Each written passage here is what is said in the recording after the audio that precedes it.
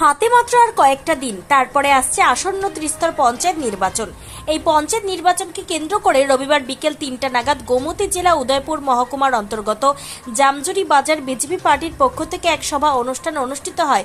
উপস্থিত ছিলেন অর্থমন্ত্রী প্রণজিৎ সিংহ রায়, মাতারবাড়ি কেন্দ্রের বিধায়ক অভিষেক দেবরায়, কাকড়াবন শালগড়া কেন্দ্রের বিধায়ক জিতেন মজুমদার, জেলা পরিষদের সহসভাপতি দেবল দেবরায়, জামজুরি গ্রাম পঞ্চায়েতের প্রধান সুব্রত দের সহ অন্যান্য পঞ্চায়েত মনোনীত প্রার্থীরা সহ নতুন নেতৃত্বরা বলেছেন, যেখানে ভারতবর্ষের রাজনীতি ইতিহাসে কোথাও নেই যে বিরোধী দলের কেন্দ্রীয়তে তারা প্রার্থী জমা দেওয়ার ক্ষেত্রে তাদেরকে গোলাপপুরে বরণ করা হয়েছে। এটা এই ভারতবর্ষের ইতিহাসে কোথাও নেই।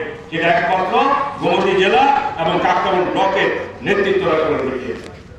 আজকে তারপরে এই পঞ্চায়েতে কতটি আসন আছে?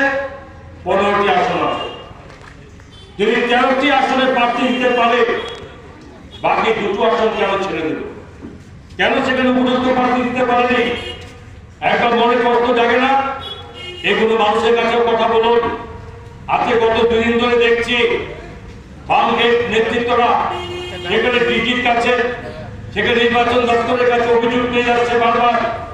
জামজুরিতে আমাদেরকে নির্বাচন করতে দেবে না, জামজুরিতে আমাদেরকে নির্বাচনী প্রচার করতে দেওয়া হচ্ছে না। আপনারাই সাক্ষী, জামজুরির মানুষ, যে একটা তাদের কোনো যদি প্রচার থাকে, জামজুরির কোনো মানুষ তাদেরকে বাধা দিচ্ছে কিনা।